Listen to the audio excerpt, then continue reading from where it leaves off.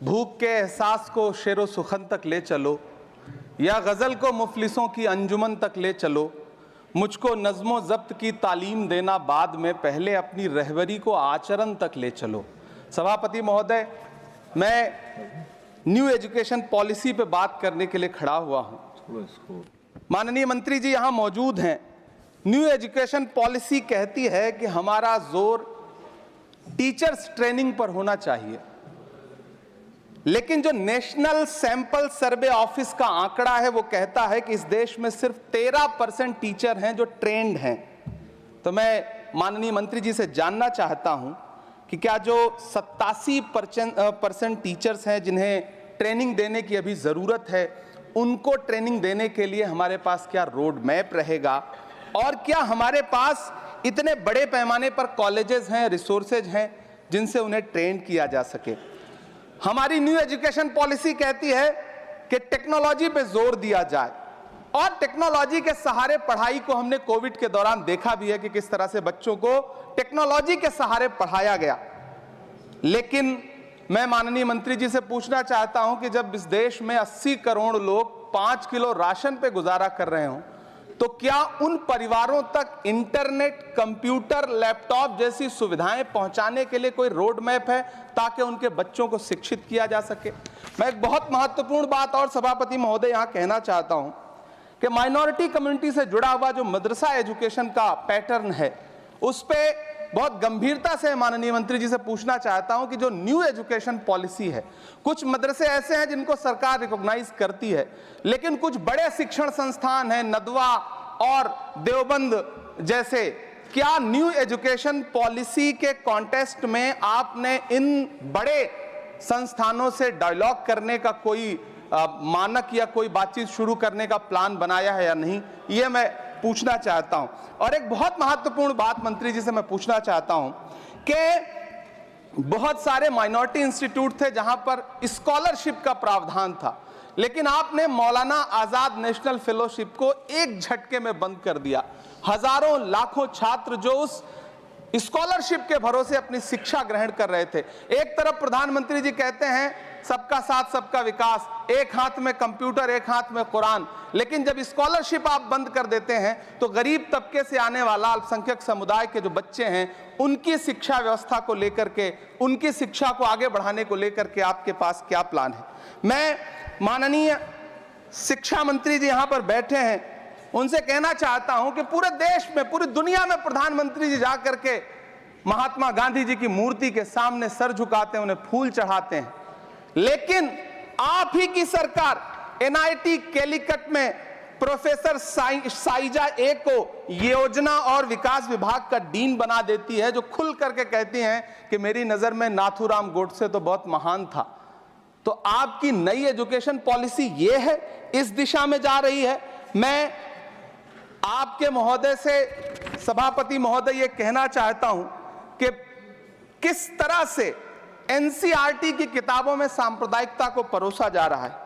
माननीय मंत्री जी, क्या आपके संज्ञान में है कि केंद्रीय हिंदी संस्थान और नीपा जैसे जो संस्थान हैं, उसमें अघोषित तौर पर यह कह दिया गया है कि देवनागरी में लिखते हुए जो नुक्ते लगाए जाते थे, जिनको यह कहा जाता है कि वो उर्दू से आते हैं, उनको अघोषित तौर पर रोक दिया है कि नई छपने वाली किसी भी किताब में नुक्ता नहीं लगाया जाएगा।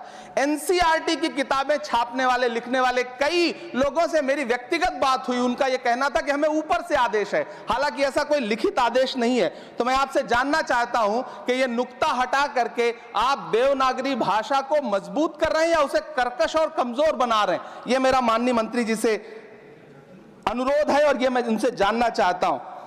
सभापति महोदय, पीएम श्री विद्यालय को लेकर के बहुत बातें हुई। मैं एक चीज कहना चाहता हूं कि गाजीपुर एक जिला है उत्तर प्रदेश में, वहां वीर अब्दुल हमीद विद्यालय है धामूपुर गांव में।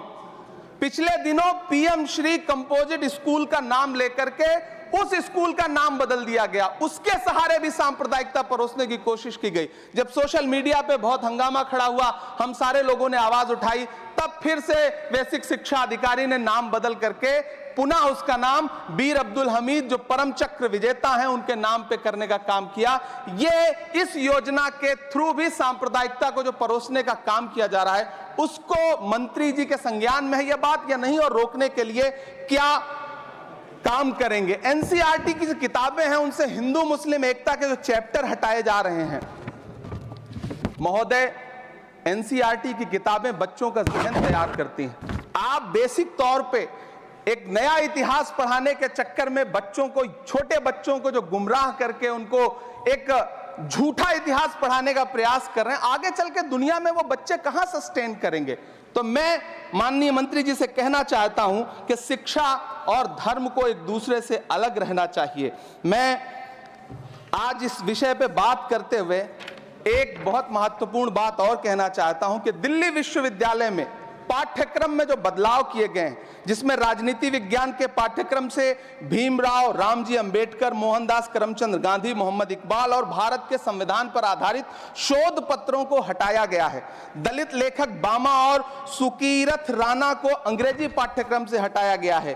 क्या ये चीजें माननीय मंत्री जी के संज्ञान में है? समय बहुत कम है। मैं इस नई एजुकेशन पॉलिसी पर आदरणीय मंत्री जी से और सरकार से इतना कहना चाहता हूं कि आप बदलाव के नाम पर ये जो नई चीजें लेकर के आ रहे हैं, कैंपस में जिस तरह की गुंडागर्दी है, अभी एक माननीय सदस्य ने बोलते हुए जेएनयू का जिस तरह से जिक्र किया कि जेएनयू में इस तरह के नारे लगे, कुछ नकाबपोश लोग आते हैं, नारे लगाते हैं, चले जाते हैं, पुलिस सालों साल गुजरने के बाद उन नकाबपोश लोगों को ढूंढ नहीं पाती है। इतने प्रतिष्ठित शिक्षण संस्थानों को बदनाम करने के लिए जो तरीका सरकार इस्तेमाल कर रही है वो बहुत शर्मनाक है। पिछले दिनों एक महिला भी नकाबपोश, जिसने छात्रावास में लाठी बरसाई थी, डंडे चलाए थे, वो आज तक उसकी पहचान नहीं की जा सकी, दिल्ली पुलिस उसे ढूंढ नहीं सकी। जामिया की लाइब्रेरी में जिस तरह से लाठियां बरसाई गई थी, उनके जख्मों के निशान आज तक नहीं सूखे हैं। अलीगढ़ मुस्लिम विश्वविद्यालय को लेकर के वहां के सांसद जिस तरह की भाषा का इस्तेमाल करते हैं, वो बहुत शर्मनाक है।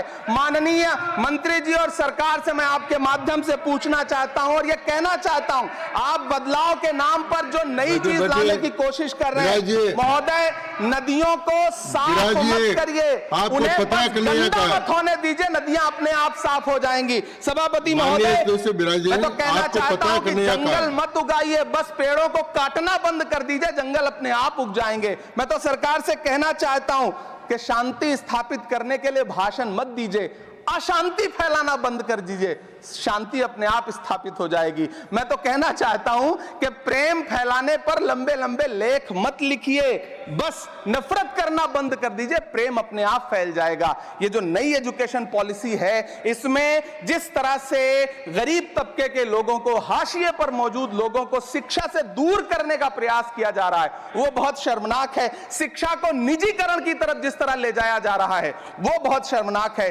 माननीय मंत्री जी इस पर सोचें और इसे सुधार करने का प्रयास करें। इस सदन की तरफ से शायद इससे बेहतर बात, इससे बेहतर सुझाव हम नहीं दे सकते। बहुत बहुत धन्यवाद। धन्यवाद इमरान।